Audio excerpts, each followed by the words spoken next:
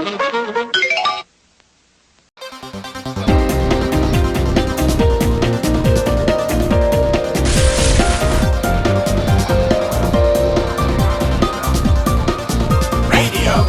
Flashback.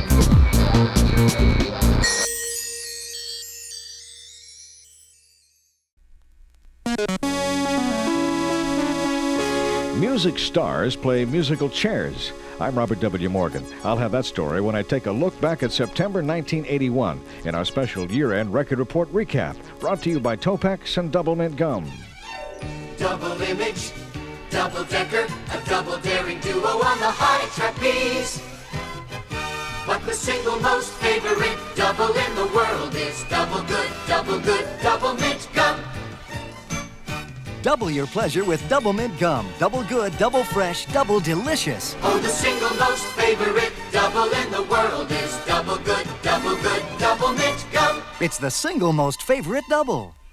Why have Eileen Shea, Neil Hughes, and Jackie Shue switched to Topex, the pimple medicine with 10% benzoyl peroxide and special buffers? Of all the products that I've tried, I like Topex. It dries up the pimples and it doesn't irritate the rest of my skin. I was using Oxyten, and one of my friends gave me Topex, and it seemed to do a job without drying out your face. It doesn't dry out my skin. It just gets rid of the zits. Switch to Topex, buffered to dry up pimples without over-drying your skin. I would definitely strongly recommend Topex. After many delays, Bruce Springsteen conquered Europe. Bruce and his E Street Band won over fans in England and Germany, where he reportedly received the biggest response of his career. Bruce also earned praise from German officials who admired the way he controlled the crowds, which had been unruly since Bill Haley and the Comets caused a riot there some years back. Part of Bruce's live show is him performing Elvis Presley's Can't Help Falling in Love, preceded by one of his stage routines where Bruce carries on an imaginary conversation between himself and the late king of rock and roll. Some English musicians have been playing musical chairs. Former Led Zeppelin frontmen Jimmy Page and Robert Plant have joined forces with Alan White and Chris Squire, both formerly of Yes. The four players have booked studio time under the name XYZ Band. Meanwhile, another former Yes member, Steve Howe, formed a new band with Carl Palmer, who used to be part of Emerson, Lake and Palmer. They're going by the name of Asia, but there are no recording plans as yet. The Carpenters came back from vacation and went back into the top 20.